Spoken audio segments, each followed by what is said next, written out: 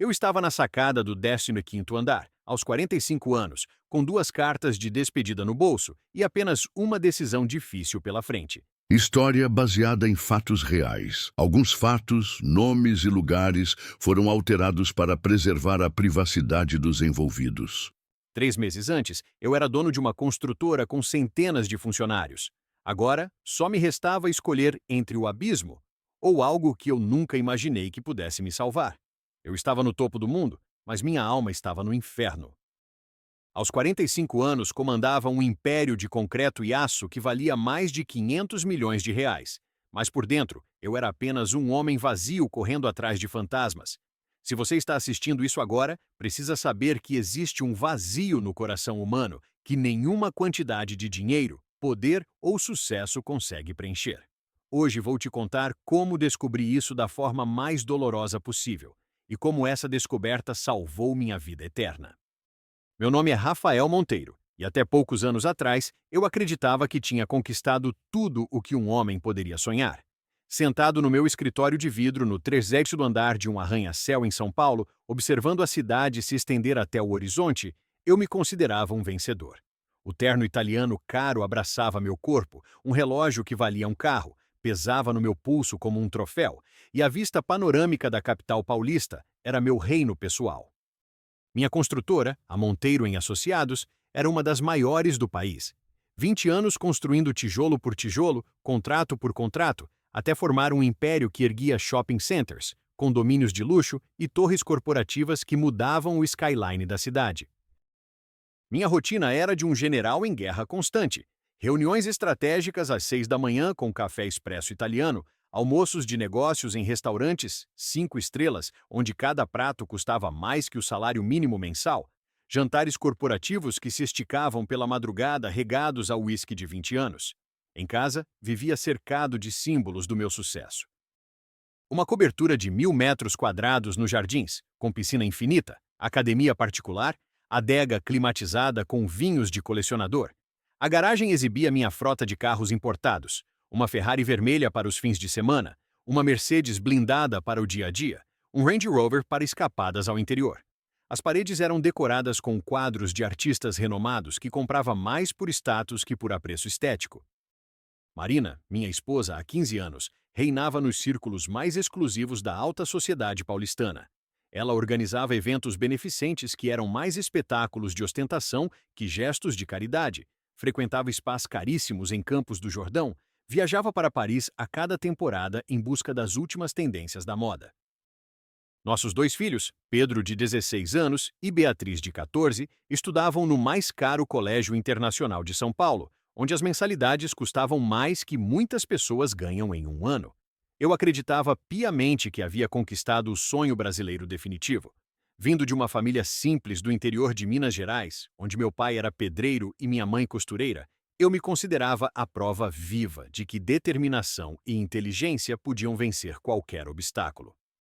Olhava para trás e via apenas uma trajetória de vitórias. O curso de engenharia numa universidade pública, os primeiros contratos pequenos que aceitei quando ainda morava numa kitnet, os riscos calculados que deram certo, a expansão gradual mas constante dos negócios. O sucesso havia se tornado minha religião pessoal. Eu adorava no altar dos números: faturamento anual, margem de lucro, quantidade de funcionários, número de obras simultâneas. O dinheiro era meu Deus prático, capaz de resolver qualquer problema, abrir qualquer porta, comprar qualquer coisa que eu desejasse. O poder empresarial era meu combustível diário, a adrenalina que me fazia levantar toda manhã às 5h30, pronto para mais uma batalha no mundo corporativo implacável. Mas por trás dessa fachada impecável, eu carregava um vazio que crescia como um tumor silencioso. Dormia apenas 4 horas por noite, sempre com a mente acelerada, processando estratégias, preocupações, novos projetos. Minha mesa de cabeceira escondia uma coleção de remédios para a ansiedade que eu tomava escondido da família, como se admitir fragilidade pudesse destruir minha imagem de invencibilidade. As noites eram os momentos mais difíceis. Depois que Marina e as crianças dormiam, eu me trancava no escritório da cobertura com uma garrafa de whisky Macallan de 25 anos. Ali, sozinho entre contratos e planilhas, bebia tentando silenciar os pensamentos que me atormentavam. Perguntava-me constantemente se aquela vida frenética realmente valia a pena, se toda aquela corrida tinha algum destino que justificasse o esforço. Meus relacionamentos eram superficiais como poças d'água após a chuva. Os amigos eram, na verdade, outros empresários com quem mantinha alianças estratégicas baseadas em interesse mútuo. Nossas conversas giravam eternamente em torno de negócios, investimentos, aquisições. Nunca falávamos sobre medos, sonhos genuínos, o significado da vida. Era como se todos usássemos máscaras sociais tão convincentes que às vezes esquecíamos nossos próprios rostos verdadeiros. Com Marina, a intimidade havia se transformado em uma performance social. Aparecíamos juntos em eventos, posávamos para fotos em revistas de lifestyle, mas em casa vivíamos como estranhos educados dividindo o mesmo espaço. Ela tinha sua vida social intensa, eu tinha minha obsessão pelo trabalho e raramente nos conectávamos de forma genuína. Nossos filhos eram criados principalmente por babás e motoristas particulares, enquanto eu justificava minha ausência emocional dizendo que trabalhava duro para dar-lhes o melhor futuro possível. A pressão era constante e sufocante. No mundo empresarial brasileiro, você é apenas tão bom quanto seu último grande projeto. Concorrentes esperavam qualquer sinal de fraqueza para atacar. Clientes exigiam resultados cada vez mais impossíveis. O governo mudava regras tributárias sem aviso. Sindicatos organizavam greves que atrasavam cronogramas milionários. Eu vivia numa montanha-russa emocional, onde cada vitória empresarial era apenas um alívio temporário antes da próxima crise inevitável. Não conseguia lembrar da última vez que havia rido genuinamente, sem calcular como aquele momento poderia ser útil para meus negócios. Não sabia mais o que era sentir paz verdadeira, aquela tranquilidade profunda que não depende de circunstâncias externas. Minha felicidade estava sempre condicionada aos resultados financeiros. Se o mês foi bom, eu me sentia temporariamente satisfeito. Se houve problemas, mergulhava em períodos de irritação e ansiedade que afetavam toda a minha família. Eu havia me tornado prisioneiro da própria vida que construí. A agenda lotada de compromissos me impedia de ter momentos de reflexão. A necessidade constante de tomar decisões importantes me deixava mentalmente exausto. A responsabilidade por centenas de funcionários e suas famílias pesava como uma montanha nas minhas costas. Paradoxalmente, quanto mais sucesso eu alcançava, mais isolado e vazio me sentia. Foi então que apareceram os primeiros sinais de que meu mundo perfeito estava construído sobre areia movediça. Em março daquele ano fatídico, a Petrobras cancelou abruptamente um contrato de construção de refinaria que representava 40% do nosso faturamento anual. O motivo oficial era reestruturação orçamentária, mas os corredores sussurravam sobre investigações de corrupção que poderiam atingir todas as empresas terceirizadas. Tentei contornar a situação diversificando rapidamente, buscando contratos no setor privado, mas descobri que outros grandes clientes também estavam recuando. Executivos que antes me tratavam como rei agora evitavam minhas ligações. Secretárias inventavam desculpas criativas para cancelar reuniões. Propostas que antes eram aceitas automaticamente agora passavam por comitês intermináveis que nunca chegavam a decisões. A ansiedade, que antes eu conseguia controlar com remédios e álcool, começou a se transformar em algo mais sinistro. Despertava às 3 da madrugada com o coração disparado, suando frio, atormentado por cenários apocalípticos que minha mente criava sobre o futuro da empresa.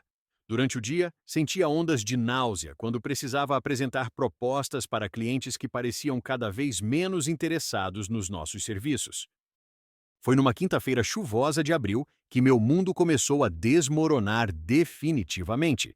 Roberto Vilela, meu sócio há 15 anos e quem eu considerava meu melhor amigo, pediu uma reunião urgente. Ele entrou no meu escritório com o rosto cinzento, as mãos tremendo, incapaz de manter contato visual. O que ele me revelou naquela tarde mudou tudo para sempre. Durante 3 anos, Roberto havia desviado sistematicamente fundos da empresa para investimentos pessoais extremamente arriscados no mercado de commodities internacionais.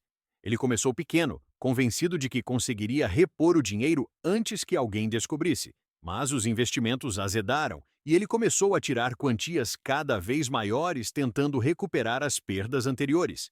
O rombo total nas contas da empresa era de 85 milhões de reais.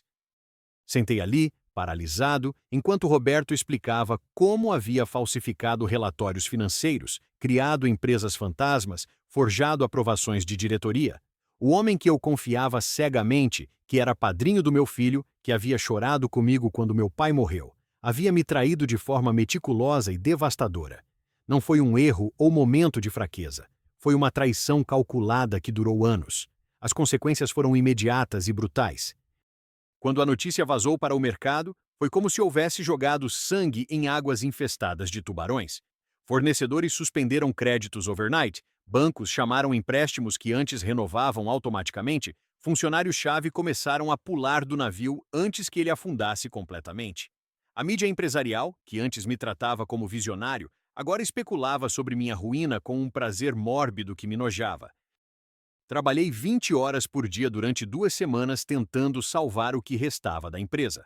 Vendi meus carros de luxo, hipotequei a cobertura, liquefiquei investimentos pessoais, implorei para clientes antigos, ofereci descontos absurdos apenas para manter o fluxo de caixa.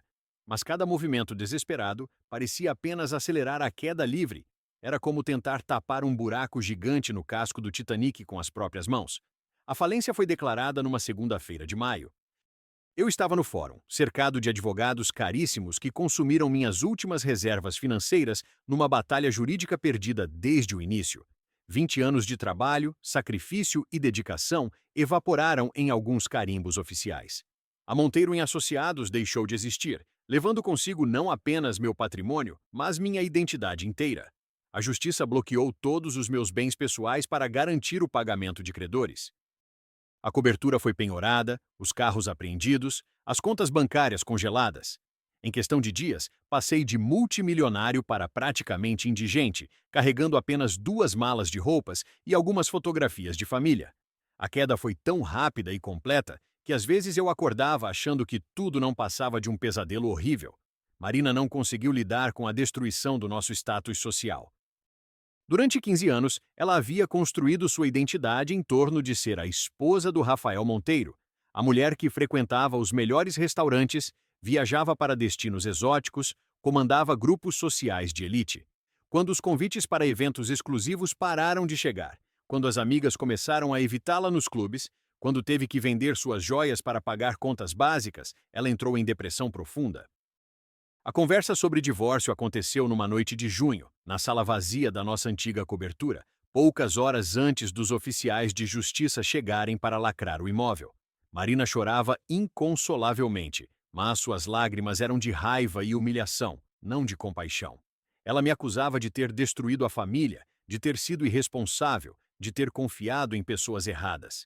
Suas palavras cortavam como navalhas, porque eu sabia que ela tinha razão em muitos pontos. Não posso mais viver assim, Rafael, ela disse com voz quebrada. Meus pais compraram passagens para Miami. Vou levar Pedro e Beatriz para morar com eles até conseguirmos nos reorganizar. Você precisa resolver sua vida sozinho agora. A frieza nas suas palavras contrastava com 15 anos de casamento, mas eu entendia. Marina havia se casado com um provedor próspero, não com um homem falido e deprimido. A partida dos meus filhos foi o golpe final. Pedro, meu primogênito que sempre admirei por sua inteligência e determinação, mal conseguia me olhar nos olhos. Aos 16 anos, ele estava envergonhado de ter um pai falido, preocupado com como isso afetaria sua reputação na escola internacional onde estudava. Beatriz, minha princesinha de 14 anos, chorava copiosamente, mas suas lágrimas pareciam mais por medo do futuro incerto que por tristeza de me deixar. No aeroporto de Guarulhos, assisti minha família embarcar para uma nova vida sem mim. Marina vestia roupas simples pela primeira vez em anos. As crianças carregavam apenas 2 malas cada uma. Não houve abraços longos ou promessas de que ficaríamos juntos apesar da distância. Apenas um "Tchau, pai, cuida-se", sussurrado por Beatriz. E eles desapareceram no portão de embarque internacional, levando consigo os últimos vestígios da vida que eu conhecia. Os amigos de 2 décadas simplesmente evaporaram como névoa matinal.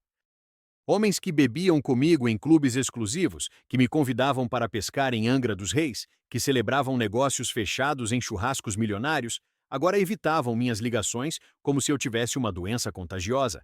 Quando eu os encontrava casualmente na rua, eles fingiam não me ver ou inventavam pressa súbita para escapar de conversas constrangedoras. Mudei-me para um apartamento de um quarto na Liberdade, um local modesto que custava R$ 2.000 mensais e era tudo o que eu conseguia pagar com os restos das minhas economias pessoais. O contraste era violento, das janelas da cobertura que ofereciam vista de 360 graus da cidade para uma janelinha que dava para o pátio interno de um prédio dos anos 70. O cheiro de mofo, os barulhos dos vizinhos, a umidade nas paredes, tudo me lembrava constantemente de quão longe eu havia caído. As primeiras semanas naquele apartamento foram um inferno psicológico.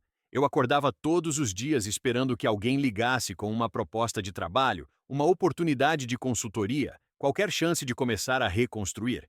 Mas o telefone permanecia mudo. Meu nome estava associado ao escândalo da construtora, e ninguém queria correr o risco de contratar um empresário que havia perdido R$ 85 milhões sob suas responsabilidades. A depressão se instalou como um inquilino permanente na minha mente. Dias inteiros se passavam sem que eu conseguisse sair da cama. O banheiro me mostrava no espelho um homem irreconhecível. Barba por fazer, olhos fundos, 20 quilos mais magro, a pele pálida de quem não vê sol há semanas.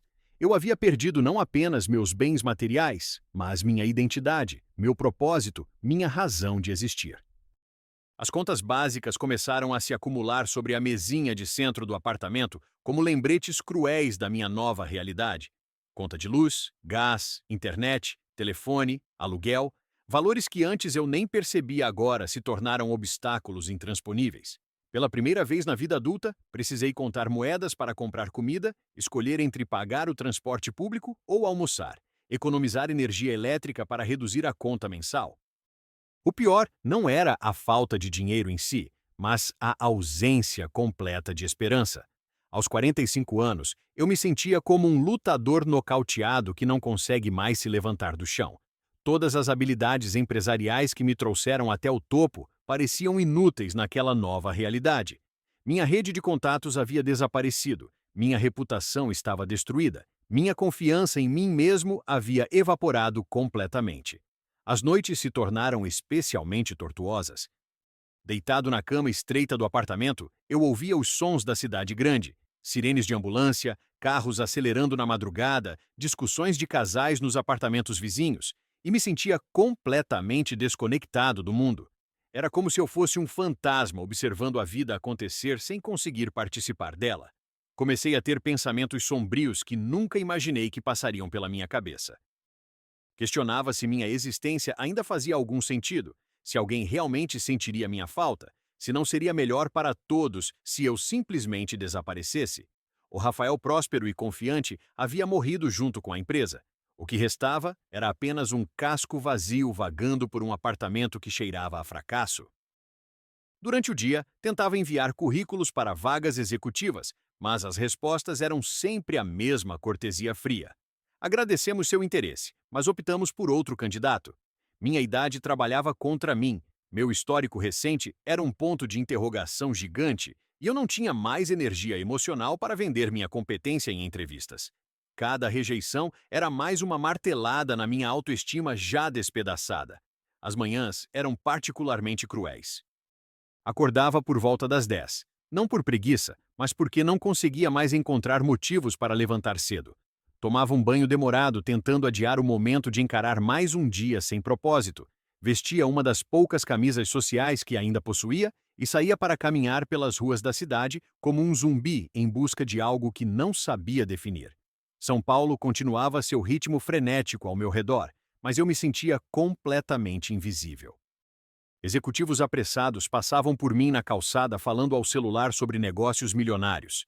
Eu havia sido um deles apenas meses antes, mas agora era apenas mais um desempregado de meia-idade observando a vida acontecer à distância. A cidade que antes eu dominava do alto dos arranha-céus agora me engolia como um mar de indiferença. Comecei a frequentar bares baratos no final da tarde, não por prazer social, mas para fugir do silêncio opressivo do apartamento. Bebia cerveja morna, ouvindo conversas de outros homens que pareciam tão perdidos quanto eu. Aposentados que reclamavam da pensão insuficiente, divorciados que lamentavam a solidão, desempregados que culpavam o governo, a economia, os políticos por suas desgraças.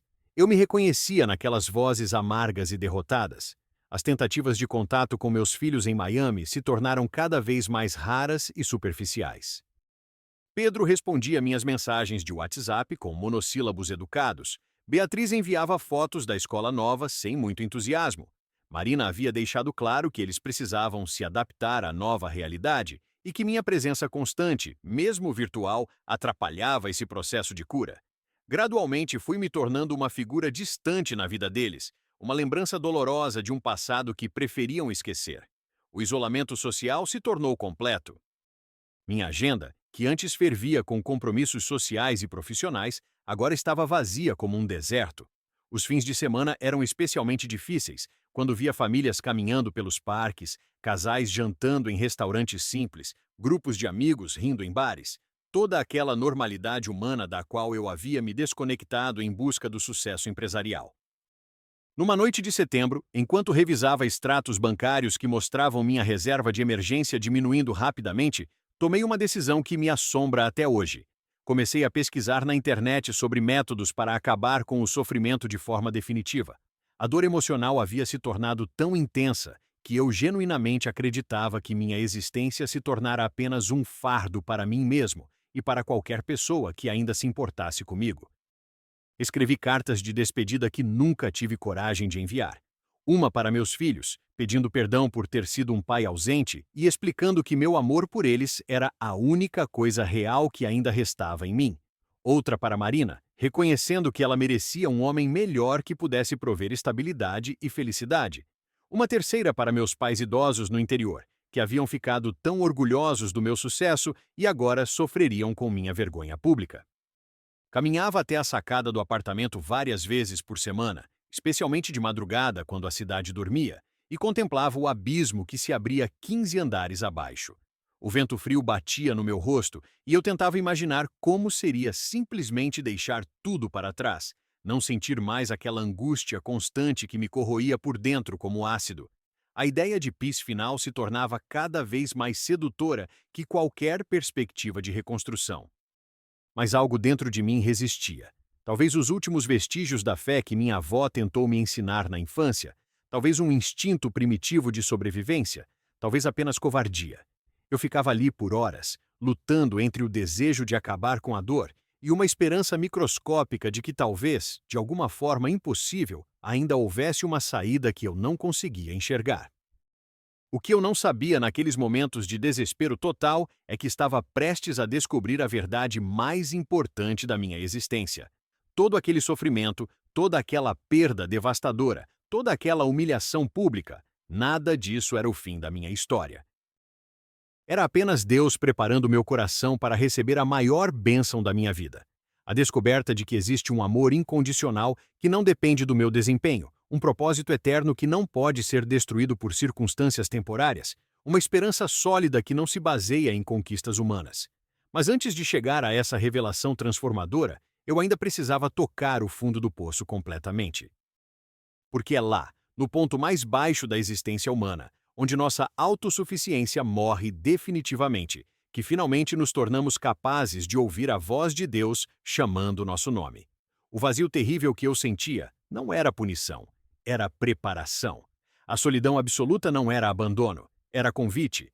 O desespero total não era fim, era começo. Numa quarta-feira chuvosa de junho, eu decidi colocar meu plano desesperado em ação. Vesti minha última camisa social limpa, a mesma que usava em reuniões milionárias apenas meses antes. E agora, ela pendia frouxa em meu corpo emagrecido pela depressão.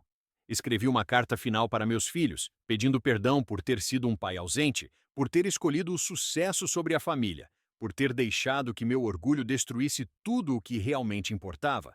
As palavras saíam truncadas no papel, manchadas pelas lágrimas que eu não conseguia mais conter.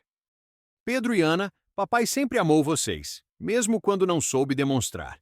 Minha letra tremia tanto que mal conseguia formar as frases. Selei a carta, coloquei-a sobre a mesa de centro do apartamento miserável que agora chamava de lar e saí para a madrugada gelada das ruas de São Paulo. Caminhava sem destino pelas avenidas desertas, minha mente um turbilhão de lembranças fragmentadas. Passava por locais onde outrora fechara negócios importantes, restaurantes onde celebrara conquistas, edifícios que minha empresa havia construído. Cada referência visual era uma punhalada na alma, um lembrete cruel de quão longe havia caído. O vazio em meu peito era tão físico quanto a fome que sentia há dias, mas infinitamente mais doloroso. Estava reunindo coragem para o ato final, quando uma chuva torrencial começou a desabar sobre a cidade. Gotas grossas e geladas me atingiam como pedras, encharcando minha roupa em segundos. Corri desesperadamente procurando abrigo e o destino, ou seria a providência, me levou até a marquise de um prédio comercial antigo no centro da cidade. Ali, tremendo de frio e de medo, percebi que estava em frente a uma igreja pequena e simples. Uma placa modesta indicava apenas igreja, sem nenhuma denominação específica. Através das janelas embaçadas, conseguia ver luzes amareladas e vultos de pessoas reunidas no interior. Uma curiosidade mórbida tomou conta de mim. Talvez fosse minha última oportunidade de entender por que algumas pessoas encontravam consolo na religião quando eu sempre considerara a fé uma muleta para os fracos, uma ilusão consoladora para quem não tinha coragem de enfrentar a realidade crua da existência. Mas agora, no fundo do poço absoluto, que mal havia em tentar entender? Se aquelas pessoas tinham algo que eu não tinha, algo que as fazia seguir em frente mesmo em dificuldades, eu precisava saber o que era. Empurrei a porta de madeira pesada e entrei na igreja. O calor interno contrastava drasticamente com o frio da rua e senti um alívio momentâneo que ia além do físico. O interior era modesto, mas surpreendentemente acolhedor. Bancos de madeira escura, lustre simples, uma cruz singela na parede frontal. Cerca de 50 pessoas de idades variadas ouviam atentamente um pastor de meia-idade que falava com uma paixão genuína que me impressionou. Sentei-me rapidamente no último banco, tentando passar despercebido enquanto gotejava a água da chuva no piso de taco. Minha roupa encharcada contrastava com as vestimentas simples mais secas dos outros presentes. Esperava me sentir constrangido, mas a atmosfera era tão acolhedora que minha tensão inicial começou a diminuir. O pastor não estava apenas recitando versículos decorados, ele contava uma história com emoção real, vulnerabilidade autêntica que penetrava fundo na alma. Sua voz tinha um timbre paternal, caloroso, que me remetia vagamente à infância, quando meu pai ainda estava vivo e me contava histórias antes de dormir. Havia décadas que eu não me lembrava daqueles momentos de ternura simples. Então ele começou a narrar a parábola do filho pródigo, de Lucas capítulo 15, mas com detalhes tão vívidos que cada palavra parecia dirigida especificamente a mim. Falou de um jovem arrogante que exige sua herança antecipadamente, convencido de que sabe mais que o pai experiente. Descreveu como esse rapaz abandona a segurança da casa familiar, seduzido pelos prazeres da cidade grande, determinado a provar sua independência e superioridade. Cada frase era como um soco no estômago. Eu me reconhecia completamente naquela narrativa. A arrogância de juventude, o afastamento gradual das origens humildes, a certeza de que eu sabia melhor que todos, a busca desenfreada por prazeres materiais que nunca satisfaziam completamente. O pastor pintava o quadro de um homem que tinha tudo, mas estava perdido, que possuía riquezas, mas vivia em pobreza espiritual. E lá estava ele, continuou o pastor, sua voz carregada de emoção. Aquele que um dia mandou em servos, agora alimentando porcos. Aquele que vestia roupas finas, agora coberto de lama e farrapos. Aquele que comia nos melhores banquetes, agora disputando comida com animais imundos. A fome era tanta que ele desejava se alimentar das vagens que os porcos comiam, mas ninguém lhe dava nada. Minhas mãos tremiam incontrolavelmente. Era minha história sendo contada há 2000 anos. A queda vertiginosa, a humilhação, a solidão absoluta, o desespero que corrói a alma como ácido. Senti um nó na garganta crescer até quase me impedir de respirar. Aquele jovem da parábola era eu, completamente eu. Mas foi o final da história que me destruiu emocionalmente por completo. O pastor descreveu, com lágrimas nos próprios olhos, como o pai avistou o filho retornando ainda à distância.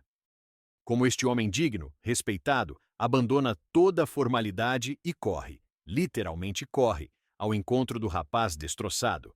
Como ele o abraça antes mesmo de ouvir qualquer pedido de desculpas, beija seu rosto sujo de lama, chama os servos para trazerem as melhores roupas. O amor incondicional, disse o pastor, sua voz quebrando. O perdão instantâneo, a alegria pura pelo retorno. Esse pai não calculou os prejuízos, não fez sermões sobre responsabilidade, não exigiu explicações ou garantias. Simplesmente amou, simplesmente perdoou, simplesmente celebrou porque seu filho estava vivo. As lágrimas começaram a escorrer silenciosamente pelo meu rosto. Depois viraram soluços que eu tentava abafar colocando a mão sobre a boca. Décadas de emoções reprimidas explodiram simultaneamente. A dor da perda, a vergonha do fracasso, a culpa pelas escolhas erradas. Mas também algo que eu não sentia desde a infância. Esperança pura, cristalina, inocente. Pela primeira vez em meses, uma possibilidade diferente se desenhou em minha mente. E se eu não precisasse carregar todo esse peso sozinho? E se existisse realmente algo maior que eu no universo, algo ou alguém capaz de amor incondicional mesmo diante dos meus fracassos mais horrendos? E se minha vida não precisasse terminar naquela noite fria e chuvosa? O pastor continuou sua pregação, mas eu estava completamente absorvido em uma conversa silenciosa com... Com quem? Com Deus? Com Jesus? Com o universo? Não sabia nomear exatamente, mas sentia uma presença real, tangível, amorosa ao meu redor. Era como se mãos invisíveis estivessem segurando meu coração partido, colando delicadamente os pedaços estilhaçados. Jesus disse: Venham a mim todos os que estão cansados e sobrecarregados, e eu lhes darei descanso. Proclamou o pastor, olhando diretamente em minha direção, como se soubesse exatamente do que eu precisava ouvir.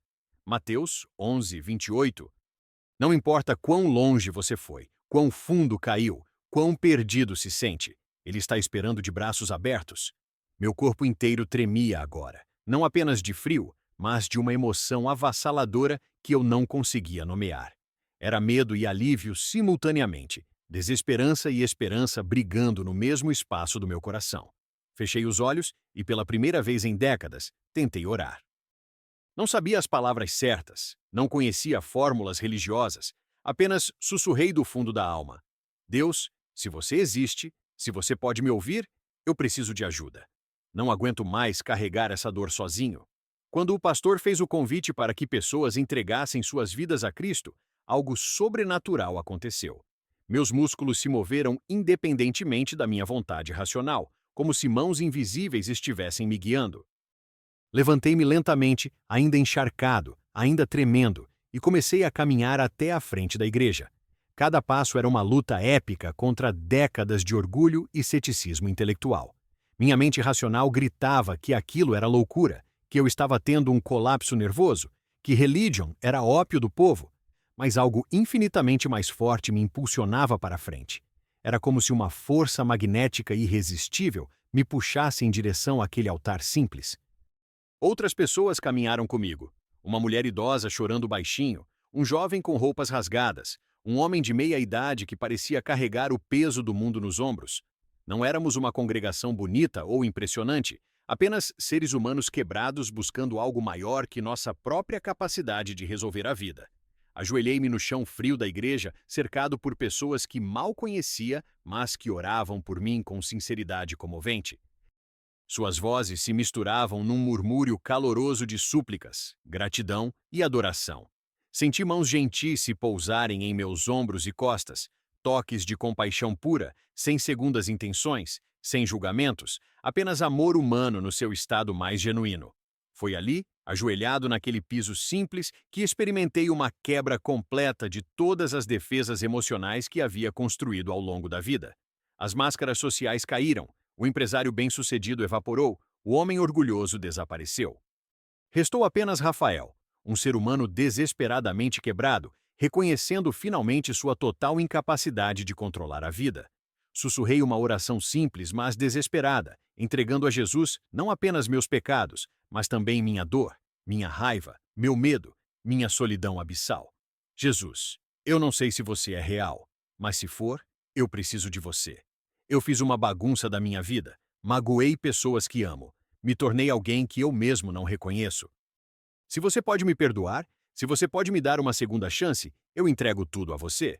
Pela primeira vez em décadas, parei de tentar controlar tudo, parei de elaborar estratégias inteligentes, parei de buscar saídas baseadas apenas na minha capacidade intelectual. Simplesmente me rendi, admitindo minha necessidade desesperada de ajuda divina para continuar existindo. Era uma capitulação total, mas, paradoxalmente, me sentia mais forte do que nunca ao reconhecer minha fraqueza. Naquele momento exato, algo completamente inexplicável aconteceu. A angústia que me sufocava há meses não desapareceu instantaneamente, mas uma paz profunda e estranha começou a tomar conta de meu coração como água fresca preenchendo um vaso rachado. Não era euforia temporária ou alívio superficial. Era uma serenidade sólida, substancial, que penetrava até os ossos. Senti como se uma mão gigante e gentil tivesse tocado minha alma, acalmando a tempestade interior que rugira por tanto tempo. Era como se alguém tivesse acendido uma vela no porão escuro da minha existência, revelando que eu não estava sozinho como imaginava. A presença era real, palpável, amorosa, mais real que qualquer sucesso empresarial que eu havia experimentado. Chorei ali por pelo menos 1 hora, mas não eram mais lágrimas de desespero. Eram lágrimas de alívio profundo, de libertação, de um peso imenso sendo retirado dos meus ombros. Pessoas desconhecidas continuavam orando por mim, algumas em línguas que eu não entendia, outras em português simples e direto, todas com sinceridade que tocava meu coração endurecido. O pastor se aproximou, ajoelhou-se ao meu lado e disse com voz suave: Irmão, Jesus acabou de fazer algo novo em sua vida. Você nasceu de novo hoje. Tudo que veio antes foi perdoado, cancelado, apagado. Você agora é filho de Deus, e nada nem ninguém pode tirar isso de você. Suas palavras não eram apenas conceitos teológicos. Eu sentia a verdade delas vibrando em cada célula do meu corpo. Quando finalmente levantei do chão, eu era literalmente outra pessoa. Não que meus problemas externos tivessem desaparecido magicamente, ainda estava falido, divorciado, sozinho. Mas algo fundamental havia mudado em meu núcleo, na própria essência do meu ser. Era como se uma cirurgia espiritual tivesse removido um tumor canceroso que eu nem sabia que carregava. Nos dias seguintes, comecei a frequentar a igreja regularmente. No início, era por pura necessidade. Não tinha mais nada na vida, nenhuma rotina, nenhum propósito. Mas gradualmente descobri que aquelas pessoas simples possuíam algo que todo o meu dinheiro jamais conseguiu comprar: alegria genuína, relacionamentos autênticos, propósito que ia além da sobrevivência diária. Conheci seu João, um mecânico aposentado de 68 anos que se tornou meu mentor espiritual. Ele havia criado 6 filhos com salário mínimo, enfrentado desemprego, perdido a esposa para o câncer, mas irradiava uma paz que eu invejava profundamente.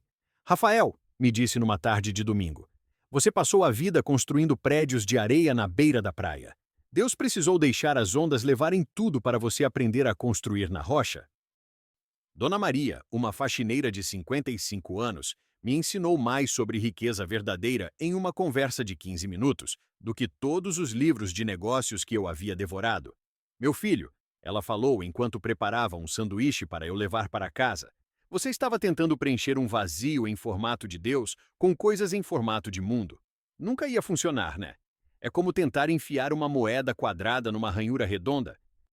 Essas pessoas me receberam com amor incondicional, sem julgar meu passado ou minha condição atual. Elas compartilhavam suas próprias histórias de redenção, vícios superados, famílias restauradas, propósitos descobertos, sempre atribuindo a transformação ao poder de Jesus. Comecei a entender que eu não era o único que havia perdido tudo para encontrar tudo. Participei dos estudos bíblicos semanais, inicialmente como observador cético, depois como participante cada vez mais engajado. As Escrituras ganhavam vida de forma que eu nunca imaginara possível. Versículos que antes considerava meras filosofias antigas se tornavam verdades práticas para questões que eu enfrentava diariamente. Era como se Deus estivesse falando comigo através de páginas escritas milênios atrás. A oração se tornou minha âncora diária. Acordava às 5 da manhã, não mais por ansiedade ou insônia, mas para conversar com Deus antes que o mundo começasse a fazer barulho. Essas conversas matinais me davam direcionamento, força e uma sensação de companhia que eu nunca havia experimentado, nem mesmo nos tempos de maior sucesso social. 3 meses após aquela noite transformadora, consegui um emprego como consultor em uma pequena empresa de engenharia no Brás.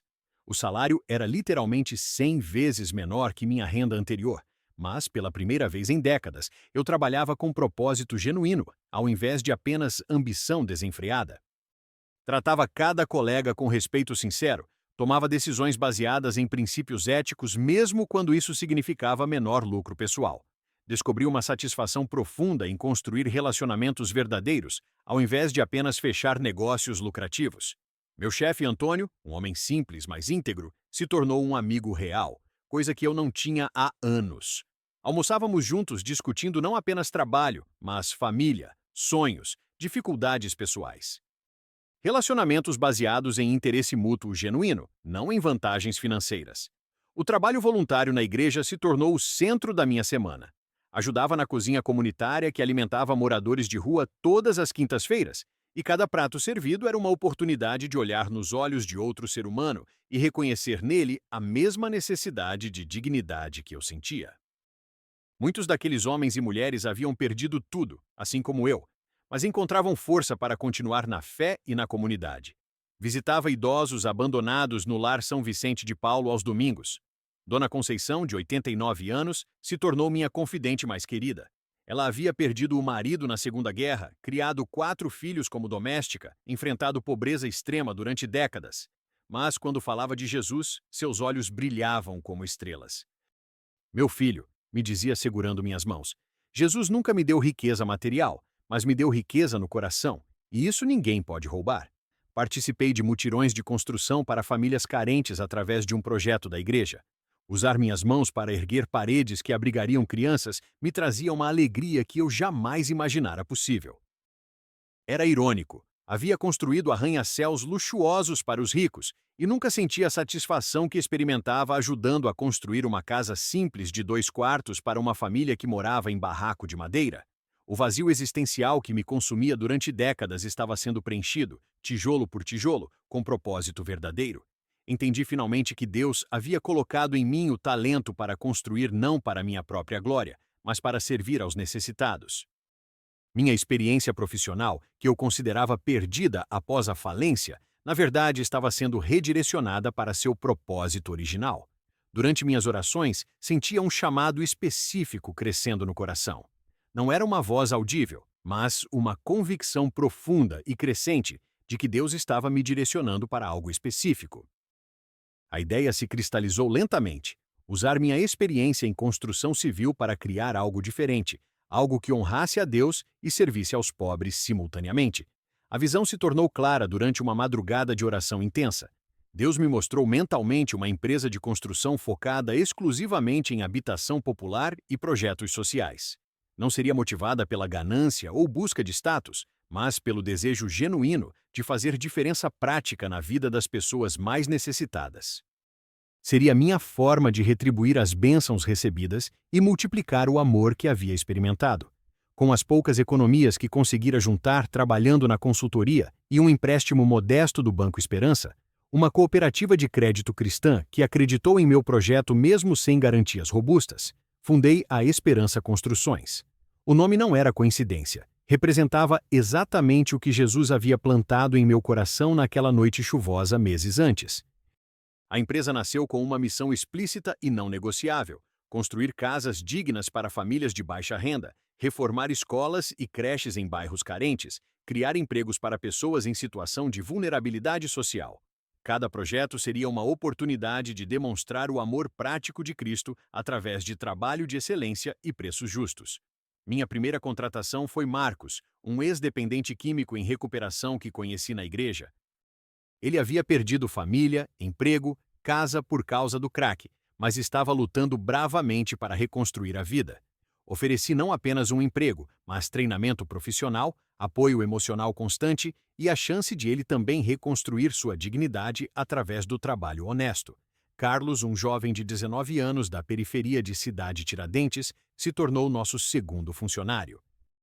Ele havia abandonado os estudos para ajudar a sustentar a mãe doente. Não tinha experiência em construção, mas possuía uma determinação que me impressionava. Investi tempo pessoal em seu treinamento e em 6 meses ele se tornou um dos melhores pedreiros que já conheci. A equipe cresceu organicamente, sempre priorizando pessoas que precisavam de segundas chances. Ex-presidiários, jovens de comunidades carentes, desempregados de longa duração, todos encontraram na Esperança Construções não apenas uma fonte de renda, mas uma família, um propósito, uma razão para acreditar novamente em si mesmos. Nosso primeiro projeto foi a reforma completa de uma creche municipal em Capão Redondo. O prédio estava em condições deploráveis, infiltrações, instalações elétricas perigosas, banheiros sem condições de uso. Trabalhamos durante 2 meses, investindo mais tempo e material do que o orçamento permitia, mas vendo a alegria das crianças e o alívio das professoras nos motivava infinitamente mais que qualquer lucro. No dia da entrega, quando vi cerca de 80 crianças brincando em salas coloridas e seguras, quando ouvi o diretor da creche chorar de gratidão, quando uma mãe me agradeceu por dar dignidade ao ambiente onde sua filha passava metade do dia, entendi que havia encontrado minha verdadeira vocação. Aquela sensação de propósito cumprido valia mais que todos os zeros que já havia movimentado em contas bancárias. A empresa começou a crescer pela reputação de qualidade excepcional e preços honestos. Clientes se tornaram defensores apaixonados da marca, recomendando nossos serviços para amigos e conhecidos. Funcionários trabalhavam com orgulho e comprometimento porque sabiam que estavam participando de algo muito maior que um simples negócio. Fornecedores ofereciam condições especiais porque acreditavam genuinamente em nossa missão social. Eu reinvestia todos os lucros na expansão do impacto social ao invés de acumular riqueza pessoal. Cada real a mais era destinado a novos projetos comunitários, melhores condições para os funcionários ou obras de caridade coordenadas pela igreja. Havia aprendido que a verdadeira prosperidade não consiste em quanto conseguimos guardar para nós mesmos, mas em quanto conseguimos abençoar outros.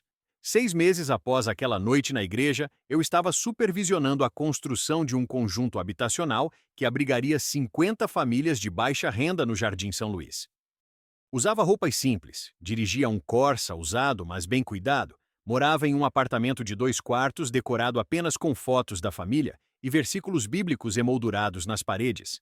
Minha agenda diária incluía reuniões de negócios pela manhã, mas também cultos às quartas e domingos, estudos bíblicos às terças, visitas a projetos sociais às sextas e tempo dedicado exclusivamente à oração e reflexão. Havia encontrado um equilíbrio que nutria não apenas meu corpo e mente, mas principalmente minha alma, dimensão da existência que eu ignorara durante 4 décadas. A verdadeira medida da minha transformação não estava nos números da empresa ou no reconhecimento público, mas na paz profunda que carregava no coração independentemente das circunstâncias externas. Acordava todas as manhãs com gratidão genuína por estar vivo, por ter propósito, por estar sendo usado por Deus para fazer diferença no mundo. Não precisava mais de medicamentos para dormir, não buscava validação externa para me sentir valioso. Minha identidade havia sido completamente reconstruída. Antes, eu era Rafael Monteiro, o empresário bilionário. Depois da queda, me tornei Rafael, o falido que perdeu tudo. Mas agora eu era simplesmente Rafael, filho amado de Deus. Identidade que nenhuma circunstância externa poderia alterar. Essa segurança existencial me dava uma coragem e serenidade que eu nunca possuíra, nem mesmo nos dias de maior sucesso financeiro. Relacionar-me com meus filhos também começou a se curar, embora lentamente. Pedro e Ana, inicialmente revoltados com a situação do divórcio e nossa queda social, gradualmente perceberam que eu havia mudado fundamentalmente. Nossas conversas por videochamada não giravam mais em torno de conquistas materiais ou planos de enriquecimento, mas sobre valores, relacionamentos, propósito de vida. Pedi perdão genuíno pela negligência emocional dos anos passados, quando estava fisicamente presente, mas emocionalmente ausente, sempre distraído com o próximo negócio, a próxima aquisição, o próximo patamar de sucesso. Demonstrei interesse real em suas vidas, seus medos, sonhos, dilemas de adolescentes vivendo entre 2 países e 2 culturas diferentes. Pedro, meu filho de 17 anos, me disse numa dessas conversas: "Pai, eu estava com raiva de você, por ter perdido nossa casa e nosso estilo de vida.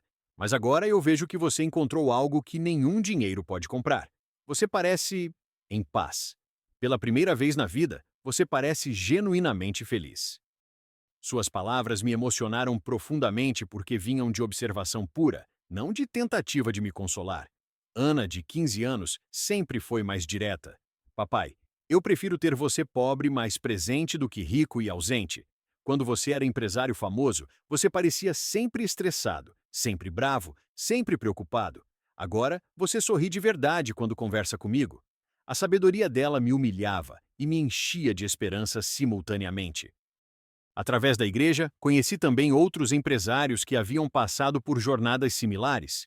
Roberto havia perdido uma cadeia de farmácias por sonegação fiscal, encontrou Jesus na prisão e agora dirigia uma ONG que oferecia medicamentos gratuitos para idosos carentes.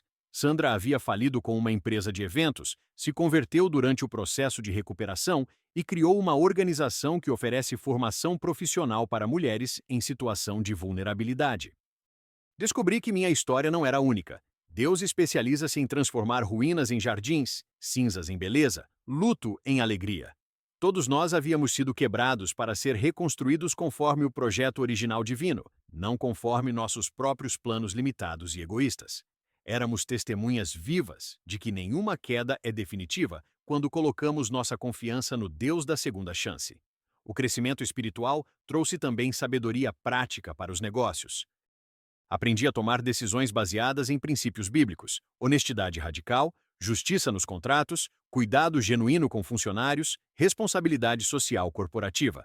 Paradoxalmente, essa abordagem ética resultou em maior lucratividade a longo prazo porque construía relacionamentos duradouros baseados em confiança mútua. 9 meses após minha conversão, a Esperança Construções havia crescido para uma equipe de 20 funcionários e uma carteira de projetos que incluía 3 conjuntos habitacionais, 2 reformas de escolas públicas e a construção de um centro comunitário em Heliópolis. Cada obra era executada como se fosse para nossa própria família, com qualidade superior ao que o orçamento exigia. Mas o crescimento que mais me orgulhava não era financeiro. Era ver ex-dependentes químicos sustentando suas famílias com dignidade, jovens de periferia desenvolvendo habilidades profissionais valiosas, homens que haviam perdido a esperança redescobrindo seu valor através do trabalho bem feito. Cada funcionário que se estabelecia na vida era uma vitória que celebrávamos coletivamente. Durante essa fase de reconstrução, mantive contato regular com o pastor Elias, que se tornou não apenas meu líder espiritual, mas um amigo verdadeiro. Ele me acompanhou através dos momentos de dúvida, quando a tentação de voltar aos antigos padrões surgia com força. Rafael, me lembrava ele nas conversas difíceis, Deus não te trouxe até aqui para te abandonar. Ele está preparando você para algo maior do que você pode imaginar. Uma noite, enquanto orava em meu apartamento simples, senti claramente que Deus estava me chamando para compartilhar meu testemunho publicamente. A ideia me aterrorizava. Expor minha vida íntima, admitir meus fracassos diante de estranhos, falar sobre assuntos espirituais para pessoas que poderiam me ridicularizar. Mas a convicção crescia dia após dia, até se tornar inegável. Comecei aceitando convites para testemunhar em outras igrejas da cidade. No início, minhas mãos tremiam, minha voz falhava, eu suava frio ao contar detalhes íntimos da minha queda e recuperação. Mas gradualmente percebi que minha vulnerabilidade tocava a cor. 10 anos se passaram desde aquela noite na igreja, e hoje eu me encontro em um lugar que jamais imaginei possível.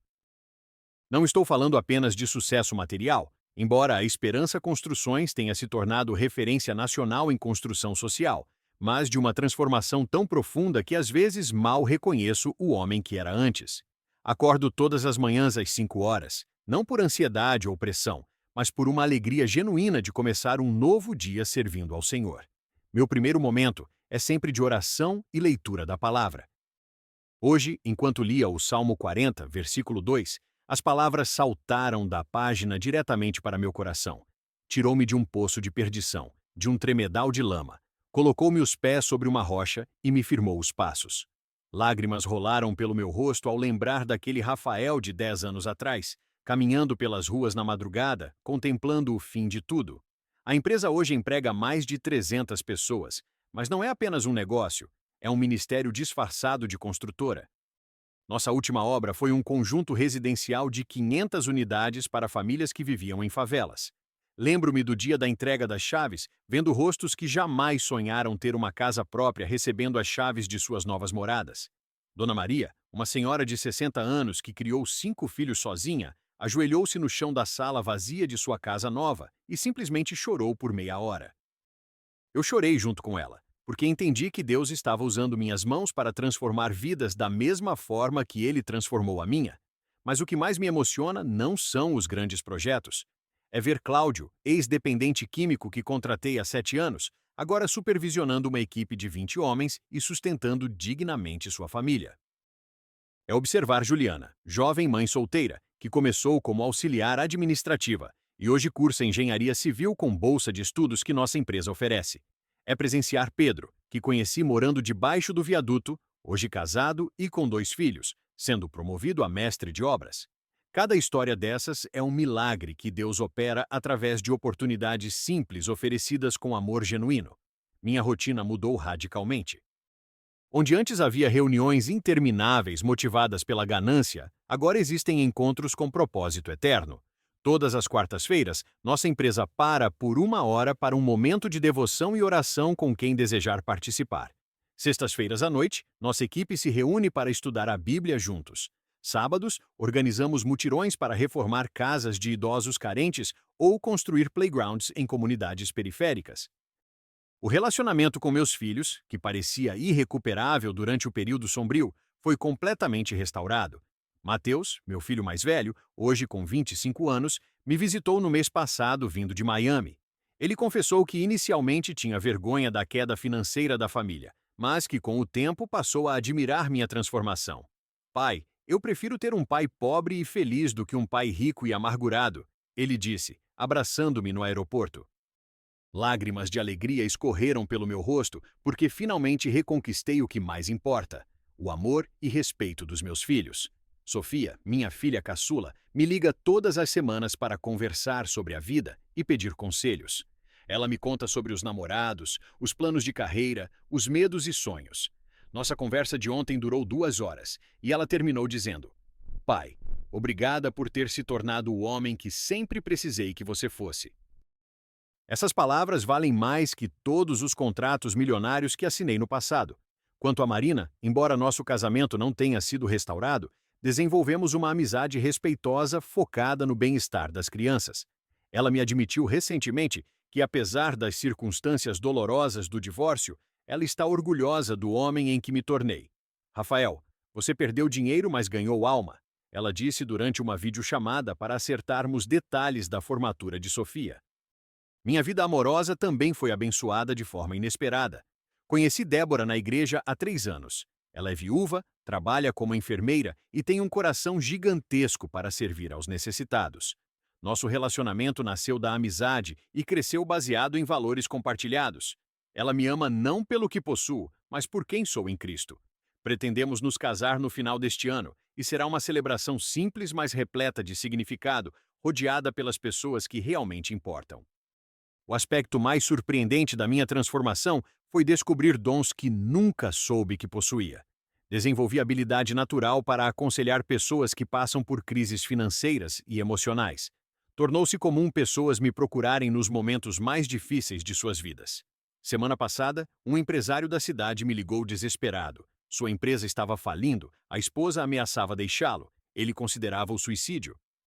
Passei 3 horas conversando com ele, compartilhando minha própria história, orando juntos pelo telefone. Hoje ele está frequentando nossa igreja e encontrando esperança através da fé. Deus também abriu portas para eu falar em conferências empresariais e universidades sobre liderança cristã e empreendedorismo com propósito. Minha palestra mais impactante foi na mesma faculdade de engenharia onde me formei há 25 anos. Diante de 200 estudantes ambiciosos, contei minha história completa: o sucesso, a queda, o encontro com Jesus, a reconstrução. Ao final, 15 jovens se aproximaram querendo entregar suas vidas a Cristo. Um professor me procurou chorando, dizendo que estava passando pela mesma crise que eu enfrentei anos atrás. A Esperança Construções expandiu suas atividades para outras cidades do interior de São Paulo. Criamos uma fundação que oferece cursos profissionalizantes gratuitos na área da construção civil, sempre combinando capacitação técnica com princípios bíblicos de caráter e integridade. Já formamos mais de 1.000 jovens que hoje trabalham em empresas parceiras ou empreenderam seus próprios negócios. Nosso projeto mais ambicioso está em andamento: uma vila sustentável para abrigar 100 famílias de catadores de recicláveis. Além das casas, incluirá centro comunitário, creche, horta coletiva, oficinas profissionalizantes e uma pequena igreja. Cada família participará ativamente da construção de sua própria casa, desenvolvendo habilidades e senso de pertencimento. O projeto foi inspirado durante minhas orações matinais, quando senti Deus sussurrando em meu coração que Ele queria usar nossa empresa para demonstrar seu amor pelos esquecidos da sociedade. O que mais me impressiona é como Deus tem multiplicado nossos recursos limitados. Com orçamentos menores que as grandes construtoras, conseguimos entregar obras de qualidade superior, porque nossos funcionários trabalham com excelência motivada pelo amor cristão. Fornecedores oferecem preços especiais porque confiam em nossa integridade. Clientes indicam novos projetos porque sabem que cumprimos prazos e orçamentos rigorosamente. Minha saúde mental e emocional está melhor que nunca. O vazio existencial que me consumia por décadas foi completamente preenchido pela presença constante de Jesus em minha vida. Não tenho mais aquela sede insaciável de conquistas que nunca me satisfaziam. Encontrei contentamento verdadeiro, não conformismo ou mediocridade, mas a paz profunda de quem sabe que está cumprindo exatamente o propósito para o qual foi criado. As dificuldades não desapareceram completamente. Enfrentamos desafios econômicos, concorrência desleal, burocracias governamentais frustrantes, problemas com fornecedores. A diferença é que agora enfrento esses obstáculos com uma perspectiva eterna, sabendo que Deus está no controle e que todas as coisas cooperam para o bem daqueles que o amam. A ansiedade foi substituída por uma confiança inabalável de que, independente das circunstâncias externas, minha identidade e segurança estão fundamentadas em algo muito maior que os altos e baixos da vida empresarial. Estabeleci disciplinas espirituais que mantêm minha vida alinhada com os princípios bíblicos. Oro 3 vezes por dia, manhã, almoço e noite. Leio a Bíblia diariamente, sempre pedindo que Deus me revele como aplicar sua palavra em situações práticas do trabalho e relacionamentos. Jejuo uma vez por semana, dedicando esse tempo para buscar direção divina para decisões importantes da empresa. Participo de um grupo de prestação de contas com outros empresários cristãos, onde compartilhamos desafios e oramos uns pelos outros. Um dos momentos mais marcantes da minha jornada aconteceu há 2 anos, quando meu antigo sócio, aquele que causou a falência da empresa anterior, me procurou. Ele estava passando pela mesma situação que eu enfrentei: falência, divórcio, depressão profunda. Inicialmente senti raiva e desejo de vingança subindo pelo peito. Mas quando o vi ali, destruído e desesperado, o Espírito Santo tocou meu coração com compaixão. Passei a tarde toda ouvindo sua história, compartilhando meu testemunho e orando com ele. Hoje ele também é cristão, trabalha como consultor em nossa empresa e se tornou um dos meus amigos mais próximos. Deus transformou meu maior ferimento em uma das maiores bênçãos da minha vida. A comunidade onde atuo se expandiu muito além da igreja local. Faço parte de uma rede nacional de empresários cristãos que se reúnem mensalmente para orar pelo Brasil e desenvolver projetos sociais em escala nacional. Coordeno um programa que conecta jovens de periferia com empresários cristãos dispostos a mentorar e oferecer oportunidades de estágio. Participo de missões urbanas que levam alimento, roupas e esperança para pessoas em situação de rua. O impacto de nossa empresa já alcançou mais de 5.000 famílias diretamente através de projetos habitacionais e estimo que outras 15.000 pessoas foram indiretamente beneficiadas através de empregos gerados, capacitação profissional e atividades comunitárias. Mas o número que mais me orgulha são as 47 pessoas que entregaram suas vidas a Jesus através do nosso testemunho corporativo e pessoal nos últimos anos. Recentemente, recebi um convite para retomar a direção de uma grande construtora que estava enfrentando dificuldades. O salário oferecido era 10 vezes maior que minha renda atual, com participação nos lucros e benefícios extraordinários. 10 anos atrás, teria aceito sem hesitar. Hoje, depois de orar com Débora e buscar direção divina, declinou respeitosamente. Meu coração está completamente satisfeito com o trabalho que Deus me deu. Não sinto necessidade de voltar ao mundo corporativo tradicional, porque descobri que true sucesso não se mede em zeros na conta bancária, mas no impacto eterno que causamos na vida das pessoas. Minha perspectiva sobre dinheiro mudou completamente. Vejo os recursos financeiros como ferramentas que Deus me confia para administrar com sabedoria e generosidade. Vivo confortavelmente, mas sem ostentação, doando pelo menos 30% de minha renda para obras missionárias e projetos sociais. Descobri que quanto mais dou, mais Deus multiplica as bênçãos, não apenas financeiras, mas especialmente em alegria, propósito e relacionamentos profundos. Um dos projetos que mais me enche de orgulho é o Centro de Recuperação para Dependentes Químicos que construímos no ano passado.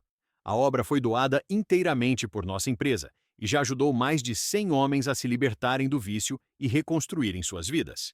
Muitos deles trabalham conosco hoje, provando que com amor, oportunidade e fé em Jesus Cristo, qualquer pessoa pode ser transformada independente de seu passado.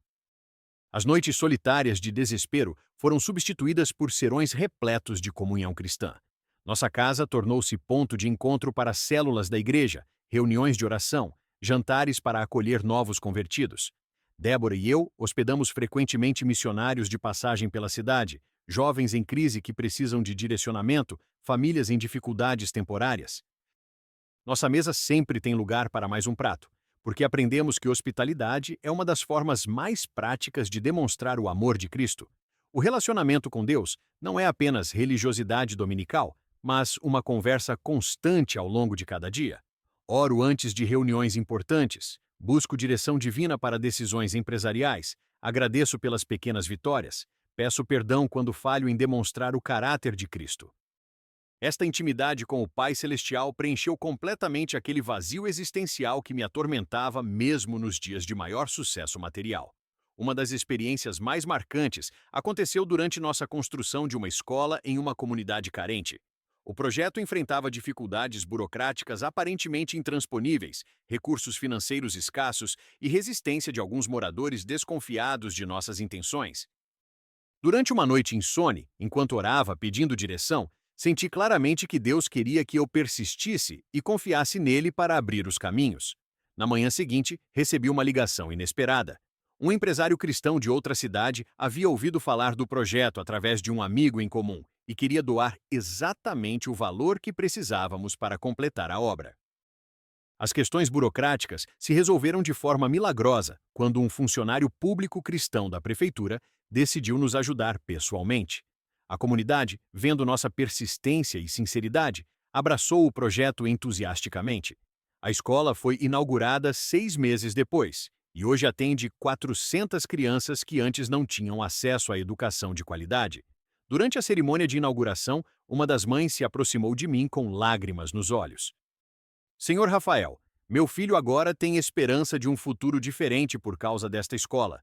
Deus o abençoe por não ter desistido de nós.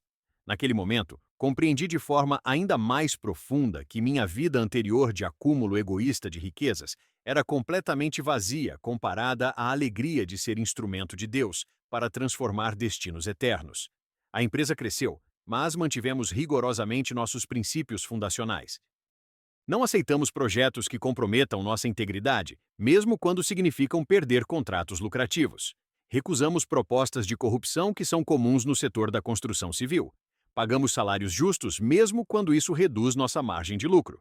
Tratamos fornecedores pequenos com o mesmo respeito que damos aos grandes.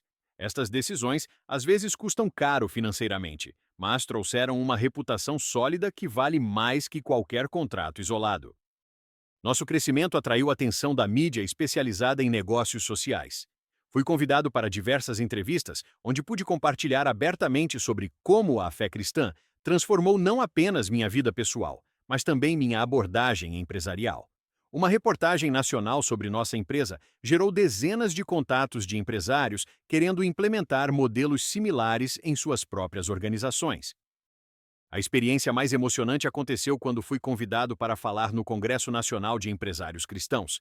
Diante de 3.000 líderes empresariais, contei minha história completa, desde o sucesso arrogante até a queda devastadora, passando pelo encontro transformador com Jesus até a reconstrução com propósito eterno. Ao final da palestra, mais de 500 empresários se levantaram para entregar suas vidas a Cristo ou renovar seus compromissos de fé. Um jovem empresário me procurou após a palestra, dizendo que estava exatamente na mesma situação que eu enfrentei anos atrás: sucesso material acompanhado de vazio espiritual profundo. Passamos horas conversando sobre como integrar fé e negócios de forma autêntica. Hoje ele lidera uma empresa de tecnologia que desenvolve aplicativos para ONGs cristãs, e sua vida foi completamente transformada pelo encontro com Jesus. Desenvolvi também um ministério específico para executivos em crise. Uma vez por mês, organizo jantares em nossa casa, onde homens que perderam tudo encontram acolhimento, compreensão e esperança. Não é terapia de grupo, nem aconselhamento profissional. É simplesmente um espaço onde pessoas quebrantadas podem ser vulneráveis sem julgamento, ouvir histórias de restauração e descobrir que suas falhas não determinam seu valor diante de Deus.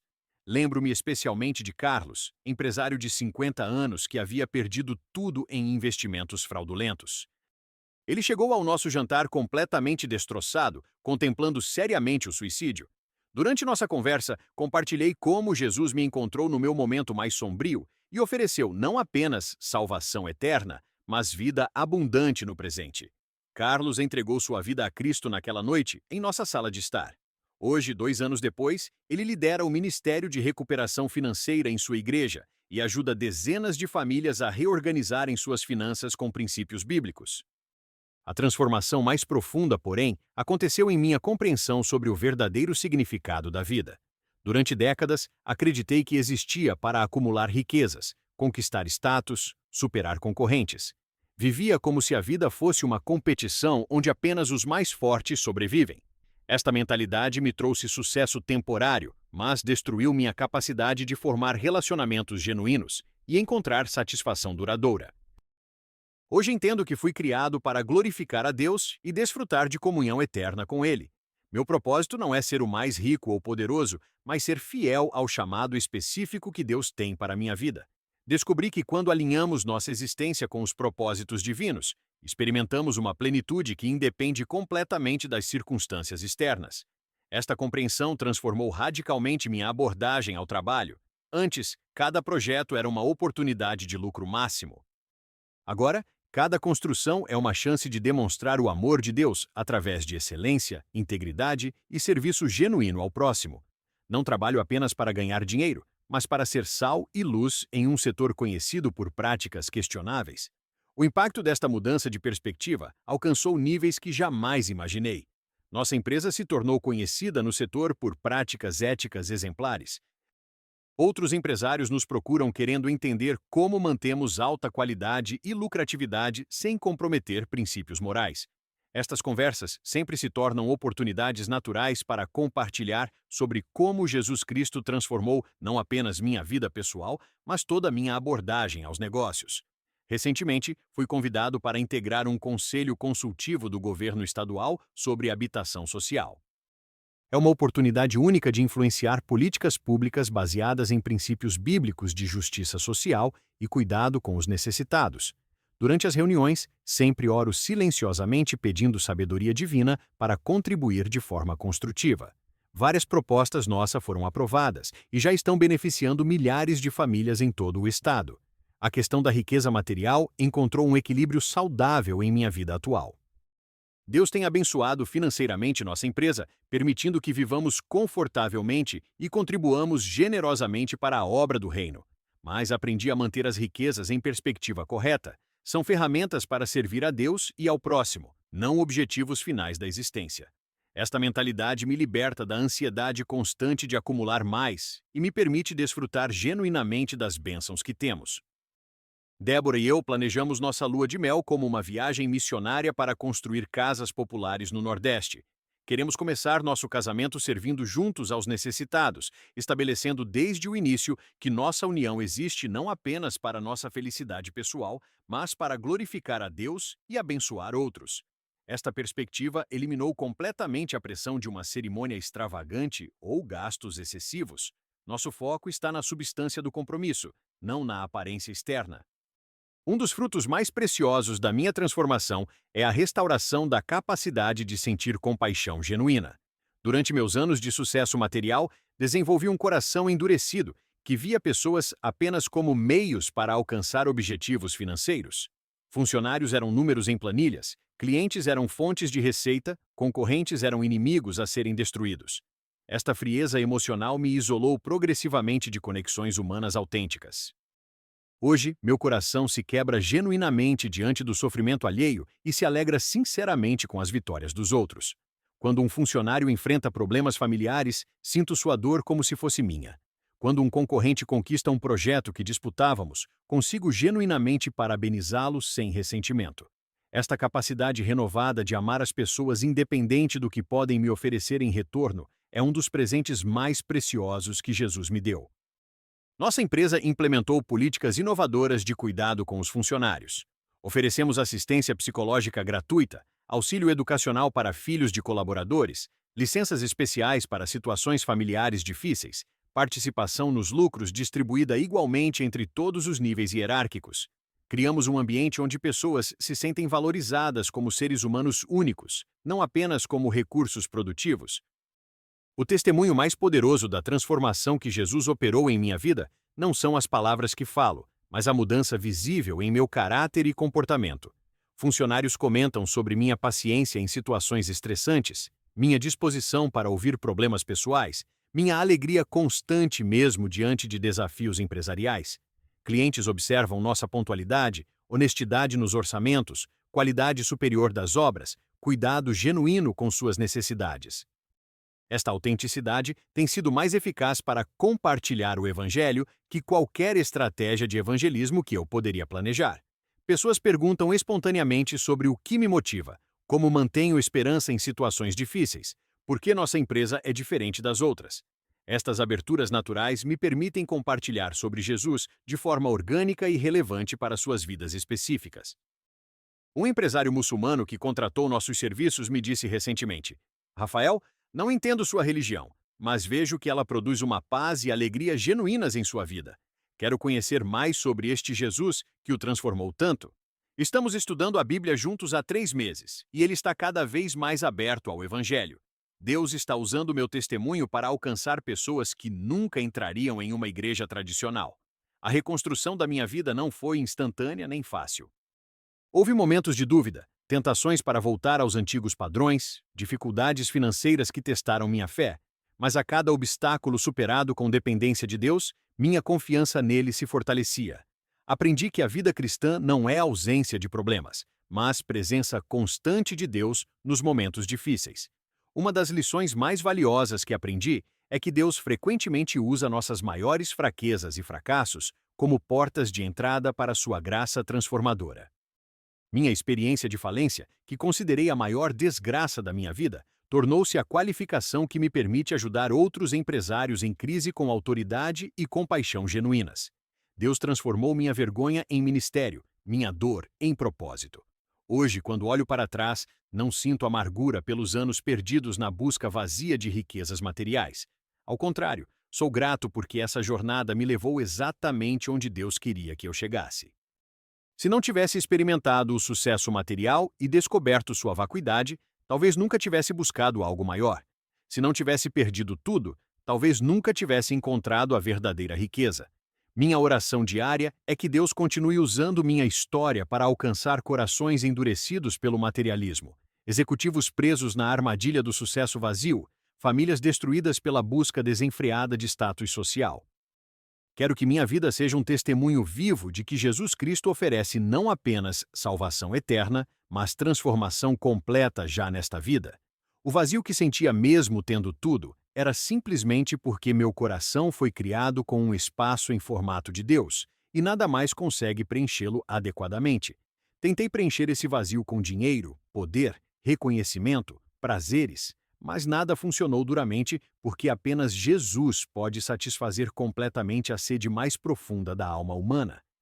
Se você está assistindo esta história e reconhece em sua própria vida alguns dos sinais que descrevi, sucesso externo acompanhado de vazio interno, relacionamentos superficiais apesar de muitas conexões, busca constante por mais que nunca traz satisfação verdadeira. Eu quero que saiba que existe esperança.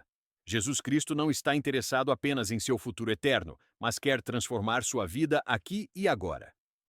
Talvez você, como eu, acredite que já foi longe demais, que cometeu erros irreparáveis, que sua vida está destruída sem possibilidade de restauração. Quero que saiba que não existe situação desesperadora demais para o poder transformador de Jesus. Ele me encontrou no meu momento mais sombrio e fez algo completamente novo da minha vida. O mesmo Deus que transformou um empresário arrogante e falido em um instrumento de bênção para milhares de pessoas quer fazer algo igualmente extraordinário com sua história. Não é necessário entender todos os mistérios da fé ou resolver todas as dúvidas teológicas antes de se aproximar de Jesus. Basta vir como você está, quebrantado, confuso, desesperado, e permitir que Ele comece uma obra de reconstrução em sua vida. A oração mais simples, feita com sinceridade, pode ser o início de uma jornada de transformação que superará suas expectativas mais ousadas. Convido você a refletir honestamente sobre sua própria vida neste momento. O que você tem buscado para encontrar satisfação e propósito? Que vazios persistem apesar de suas conquistas? Que relacionamentos importantes foram sacrificados na busca do sucesso? Que sonhos você abandonou porque acreditou que apenas riqueza material poderia trazer felicidade? Jesus Cristo quer oferecer a você não apenas perdão para os erros do passado, mas uma vida completamente nova, cheia de propósito eterno, relacionamentos autênticos e alegria que independe das circunstâncias externas. Ele quer preencher aquele vazio que você carrega no coração, o mesmo vazio que eu carreguei por décadas, mesmo tendo tudo que o mundo considera valioso. Minha vida hoje é a prova viva de que Deus pode transformar qualquer ruína em terreno fértil para reconstrução, qualquer fim em novo começo, qualquer desespero em esperança renovada. Se Ele fez isso comigo, um homem orgulhoso, egoísta e falido, Ele pode fazer algo igualmente extraordinário com sua história. A decisão está em suas mãos. Continuar buscando satisfação em coisas que nunca poderão preenchê-lo completamente ou dar uma chance para Jesus Cristo mostrar o que ele pode fazer com uma vida entregue totalmente a ele. Você também tem uma história de conversão que pode inspirar outras pessoas? Sua experiência pode tocar corações e mostrar o poder transformador de Jesus. Envie seu relato para nós pelo e-mail e tenha sua história publicada. Seu relato pode ajudar a salvar vidas.